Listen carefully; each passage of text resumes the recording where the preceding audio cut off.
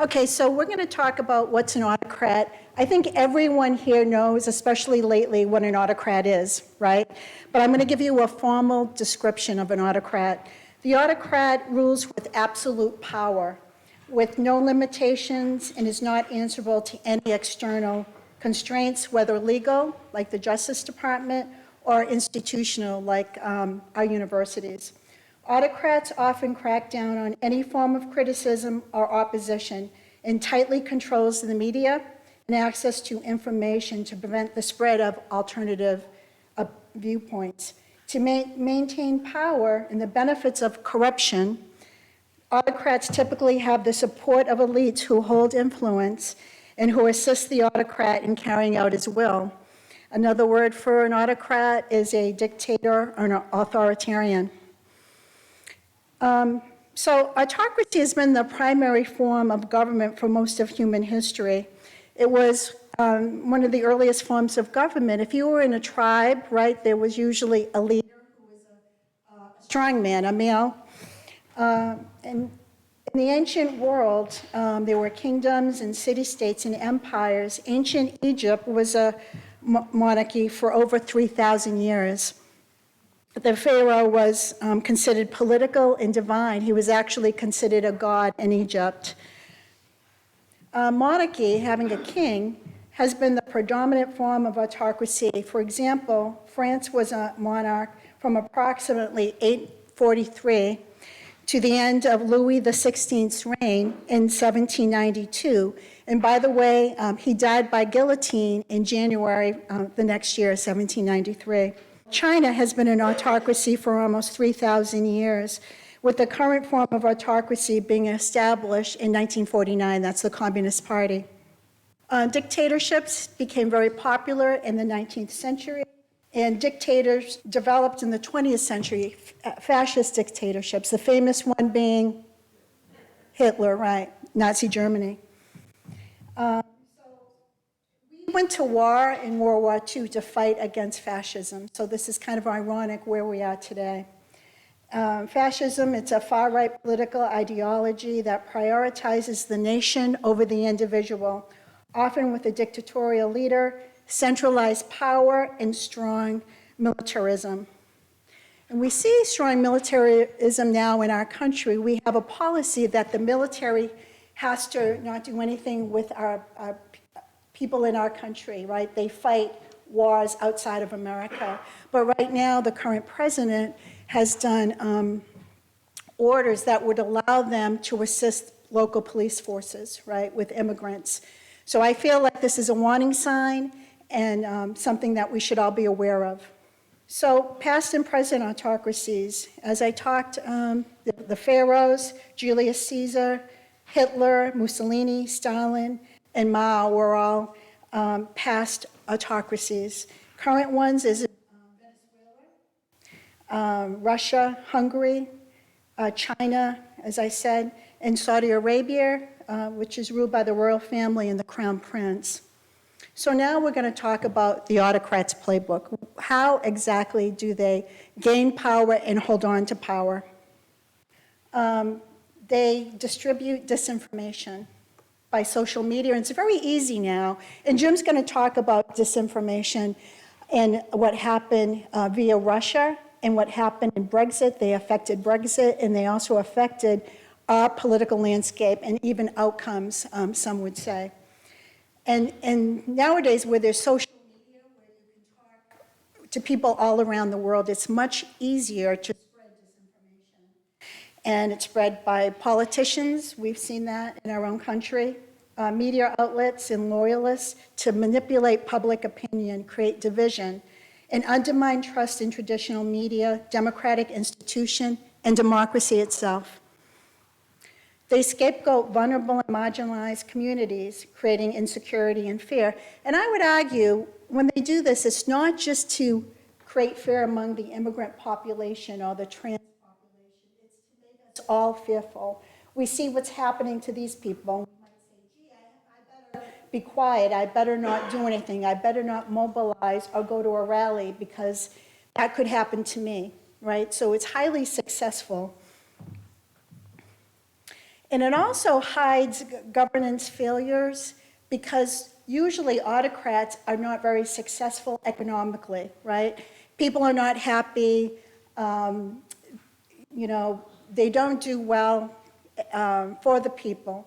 So to hide all of that, sometimes it's easier just to scapegoat vulnerable people. It bolsters public support. If you're, say, against immigrants, you might be happy with what's happening and pay attention to that. Isolates opponents, and it decreases advocacy for political freedom. They stoke fear and division, which divides the population and silences potential opposition, preventing the emergence of pro-democracy initiatives. And this is something that happened for the last 100 years. It's the same playbook that people use in order to get control and stay in power. They stoke violence, intimidates opponents and dissenters, instills fear, and consolidates power, because it's really all about the consolidation of power. They dehumanize opponents. They frame adversaries in scapegoated communities like immigrants, like trans, like Jewish people in Nazi Germany as enemies to justify the use of violence against them. When Hitler came to power, he didn't say, gee, I'm going to kill 7 million Jews and Roma people and the disabled and LGBTQ people. What happened was these people were continuously dehumanized to the point they were less than human, and it was almost okay and palatable what happened, but it was a process. They expand executive power at the expense of checks and balances. So right now we have 3 divisions in government. It's the executive, it's the judicial, and it's the legislators and Congress. And there's supposed to be a check and balance on one another, but if you destroy, say, 2 of those, you have ultimate power, right? Also, what happens, they place loyalists in positions of power and erode the power of the other branches of government. So we see this, who's in our administration? A lot of millionaires and billionaires. These are the richest people ever in any administration in American history. And it's people also that don't have experience. They don't have any experience, but they have one thing, right? They're loyal to Donald Trump. And this is what we're seeing. They erode the rule of law, access to information, and the institutions that support democracy. So today we're putting out an envelope to support the ACLU. We've done this in our 2 previous talks because they're doing fabulous work and going to court and fighting for immigrant rights and all of us. They demonize independent institutions, which undermines the norms, institutions, and practices that support a functioning democracy. They attack the courts, we've all seen that, legislators, lawyers, and independent media that Jim's going to talk about, expertise in education, including books. We've seen more banned books than we've seen in many, many decades. Curriculum, as you know, this administration is having a big fight with Harvard University and a lot of other colleges and universities throughout the country. And they wanted to take over the curriculum of Harvard, tell them what to teach, who to hire, right, who could go to school. And recently, a couple days ago, it was just going to be Americans. It couldn't be international students. It went to court. It was thrown out, thank God. But how terrifying for foreign students who want to come here and learn.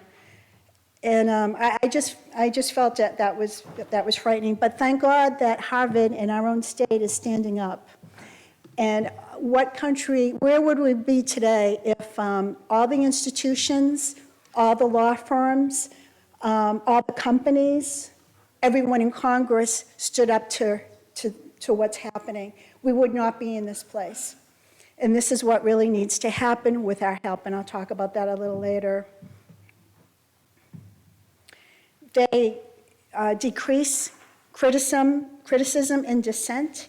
They limit free speech by increasing censorship and aggressively depressing criticism, often utilizing the police, as I said before, and the military to silence dissent and to consolidate and maintain power. It's all about maintaining power, consolidating power, so that corruption can take place and the richest among us become more wealthy. We've seen this in Russia with the oligarchs. It happened actually in Nazi Germany, and I believe we're seeing it today. Lastly, they corrupt elections. That is so important. The guy in Venezuela, there was an election last year. Experts tell us he lost by 70 points, right? But he's still in power. That country's doing horribly financially, and they have a lot of oil and a lot of natural resources. But he's holding on to power. He's denying that this other person won. So free and fair elections are corrupted, so the autocrat stays in power. And so I've been listening a lot to experts in our country. They said they're not going to put in a lot of fake votes in the ballot boxes. What will happen here is they'll work through the legislature. They'll put in laws that make it more difficult to vote. In our country, it's so close, it could go either way. And there's like 7 states that determine the outcome of the presidential elections. So all you have to do is figure out how to slide it over just a little bit so that certain parties always win and stay in power. And some of the bills that are in Congress right now is you have to show that you're a citizen. So that means when you go to vote, you might have to bring a passport or a birth certificate. Well, a lot of people in the Democratic Party live in urban areas. Maybe they don't have a lot of money. They don't travel internationally, so they won't have a passport. Some people don't have cars in urban areas to go and get your birth certificate. Maybe they were born in another state. So that right there would just make it more difficult, right, to vote. There's another bill that contains legislature that involves a female if she has a different last name, right?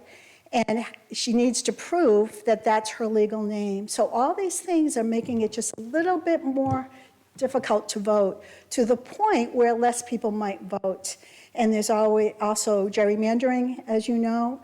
And so these are little techniques that might be utilized in our country to prevent free and fair elections. So autocracies are on the rise throughout the whole world.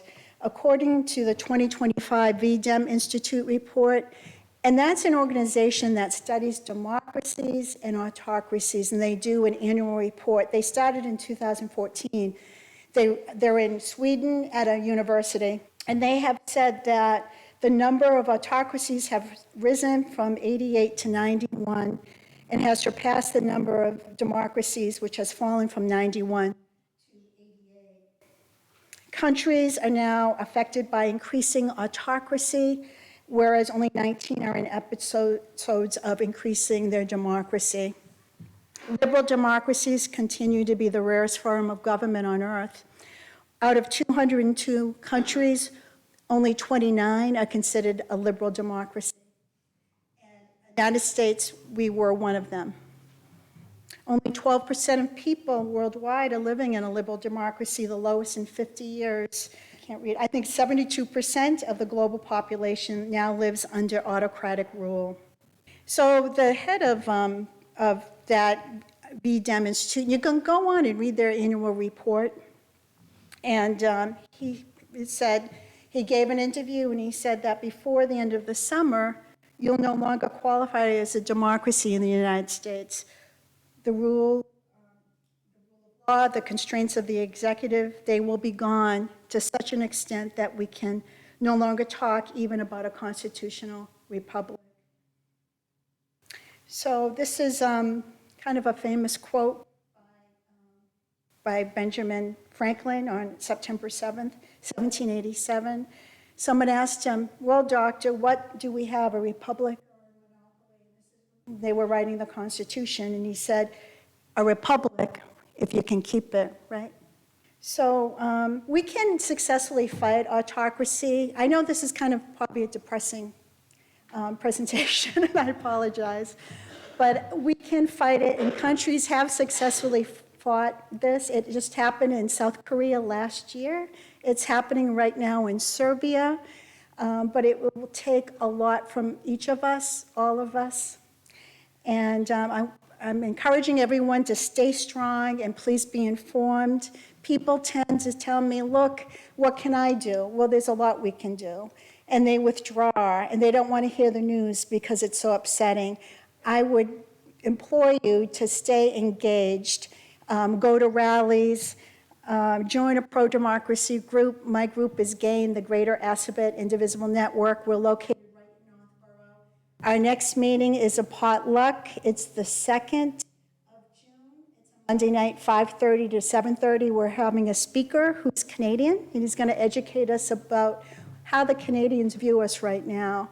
Also, we'll have live music and maybe a game, a political game or two, on current events. So we hope you come.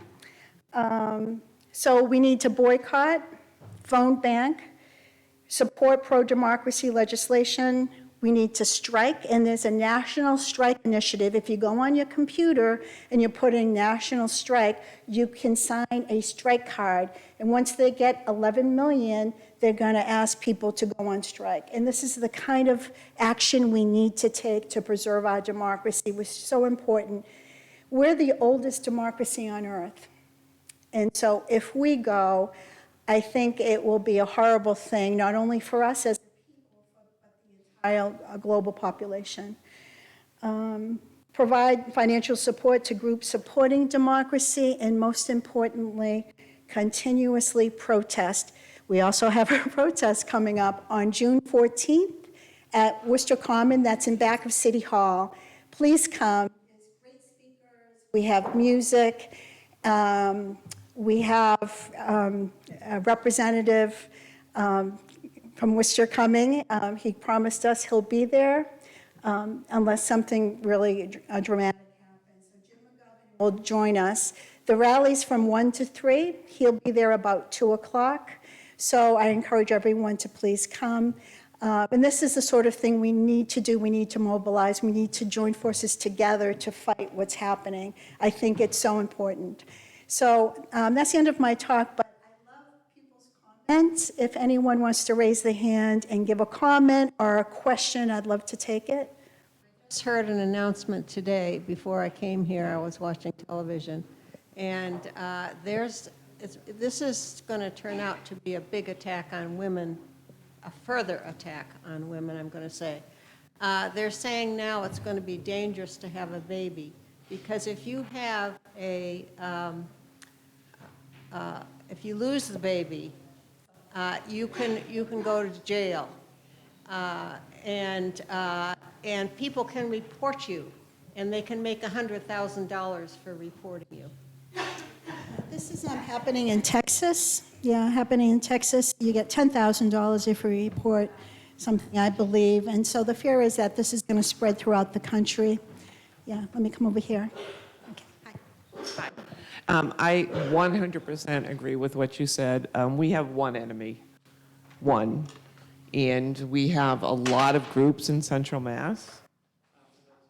You can look for any of them: Brookfield Fights Fear, Worcester Indivisible, GAIN, and I think the only way that we're going to be able to do this is if we all do it together and get out there in really large numbers.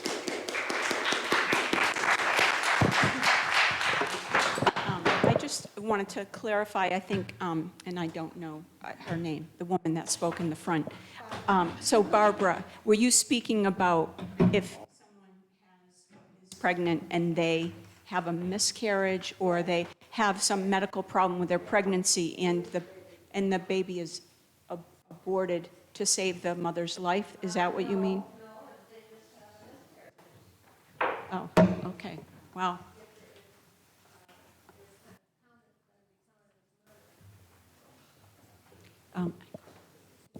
I mean, there are some cases where someone had a miscarriage in the state they're in, who was very conservative, said, you know, you caused it, So there's been really strange things happening that's so out of the realm of possibility. We would never think that this would happen like 6 months ago.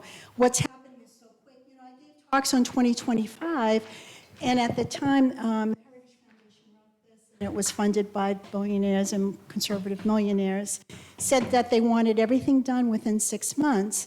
And so by July 20th, they wanted all of this done. So it's a very fast pace that we see this stuff happening, because I think it makes people like so overwhelmed that you feel almost powerless to do anything, and that's by design. So we can't let it happen. We need to, join forces and work together to do everything we can to save us. Right?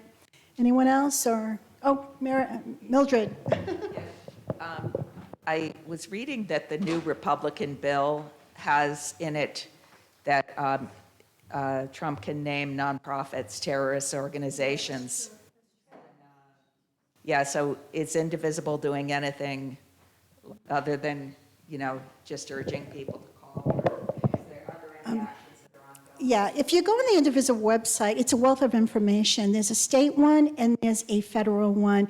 There's so much information. They have letters. They tell you what all the legislation is that you should be fighting, who you should call, what you should say. And they're very, very active. Thank God for them. Really, thank God for them. Anyone else before we move on? Thank you. In terms of the concept of autocracy, I'm really curious about why it is that the economy is so bad in most autocracies. For example, it seems like Trump has systematically tried to ruin. I mean, of course, one can say that he's clueless and doesn't know what he's doing and has put very unqualified people into power. So maybe it has to do with loyalty over qualifications in terms of running the government. But I also wonder if there's kind of a reason for it, that would it help with divisiveness? If people are worried about their survival, they're less likely to protest politically. I think all of that is true. And, what happened in the USSR, they first targeted the most educated among us because it's easier to manipulate with fake information people who aren't as educated as the educated, right? And so they've always been targeted. Even in Germany, they were targeted. And also, if you put people in administrative roles that know nothing, like, the FAA, and there's major problems now because they fired a lot of the people who had the technical expertise to keep it going, as well as the air traffic controllers. So you see a decrease in expertise throughout the country. And, it almost does seem like it's by design, but I think it's so important to him to have loyalty. He doesn't care what's happening to our country, to when we fly. I mean, when I go on a plane now, I think twice about it, and that's kind of scary, right? And the guy who's the head of the Pentagon has no experience. He worked on Fox News as a commentator, whereas before we had 4- and 5-star generals with 40 years experience leading the Pentagon. So it's very, very different, and I think very frightening. And this is very typical in autocratic states. They want loyalty over expertise.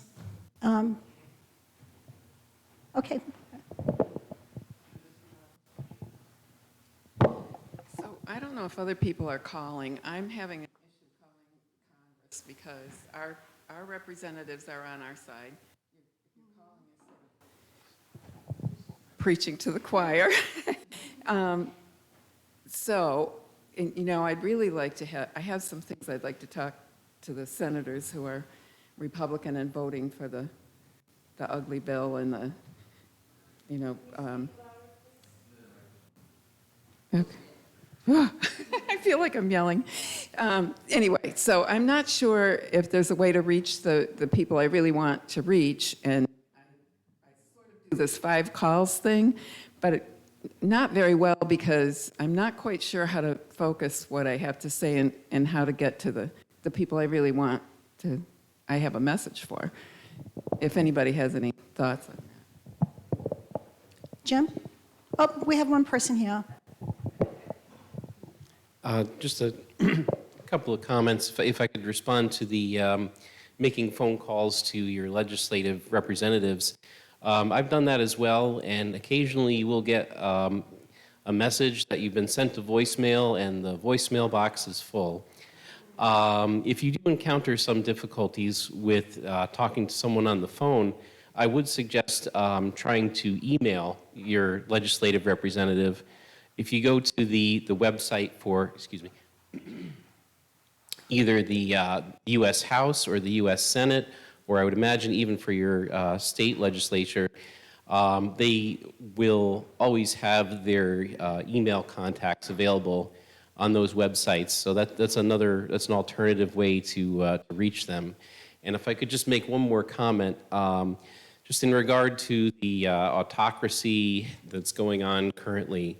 We haven't really talked about Project 2025 very much today, but what we see going on right now, especially through a lot of the executive orders where they're bypassing Congress, this was all laid out in Project 2025. So it's not by accident, it's not a coincidence that all this is happening in such a short period of time. It is by design. This is what they had intended to do. And there is a certain amount of shock and awe that is baked into the process, where the people in power want to overwhelm the people that would question them by throwing so much stuff out there into the world in a very short period of time that makes it very difficult to react appropriately to it. I think her question was, we're in Massachusetts and we're preaching to the choir, right, when we talk to our state legislators and our federal ones. So how do we communicate more to maybe Republican senators and reps? Was that your question?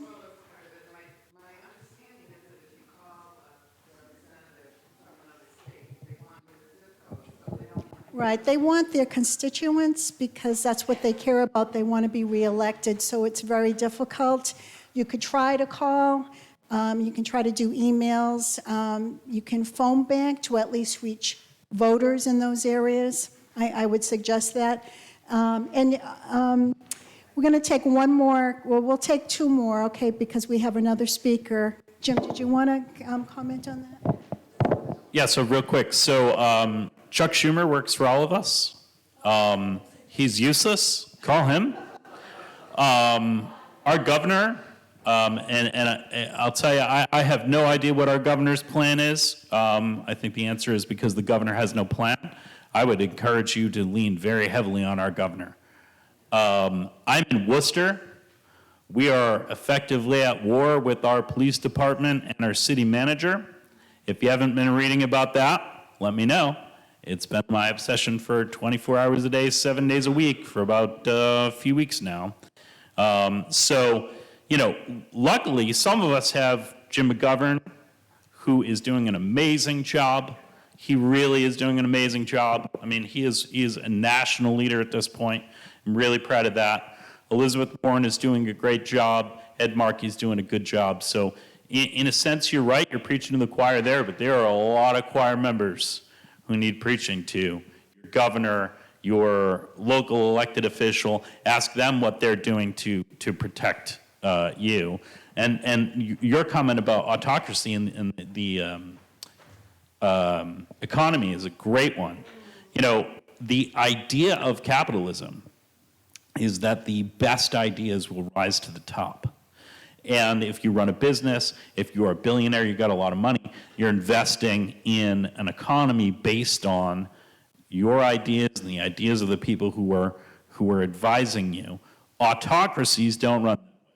Autocracies shut down good ideas in favor of whatever will funnel money and power to the people who are in power. So Donald Trump does not want us to make money. He wants to make money. He wants his core allies to make money. And what you see is a very chaotic situation. If you look at the stock market, almost every single time the day after an election, the stocks go up. Doesn't matter who wins. And the reason for that is because uncertainty is the number one killer of economic growth. Once you have an election, you have certainty. You may not like the result of the election, you have certainty. You can plan behind that. You can't plan behind Donald Trump because it's total chaos. Project 2025, I actually gave seminars on it, and please know that they've been working on this. The Heritage Foundation started in 1972. It was some law students, conservative law students. They've been working on this for 50 years or longer to try to take over the government. And it just so happened that they had someone who had celebrity status that people liked, that needed to become president again to avoid being in prison. He needed to make money, so he was perfect for them. And so he used them, they used him, and this is the situation we're at now because of all this. It just happened that the right things came together. We're going to take one more comment, and then Jim's going to take over. So, when you're talking about what you can do, I'm with another Indivisible group, and we're writing postcards. So Tom Tillis is very vulnerable. He's a Republican senator, and he needs to be elected. North Carolina is a very purple state. Same thing with Dan McCormick in Pennsylvania. And so we have a bunch of people writing postcards about a specific topic, and then we are bulk mailing them to people we know in North Carolina and in Pennsylvania, and then they get mailed there. They get a postmark of Winston-Salem, North Carolina, and they don't know who they come from. But this is a good way of pushing public opinion in those purple states. And you know what? It's a little bit underhanded, but Donald Trump is a little bit underhanded. So you know what? You reap what you sow. Okay, thank you. And thank you so much for the, we're going to move forward because we have another speaker. I'm so sorry. Thank you so much, Kay. That was great. Let's give Kay a round of applause.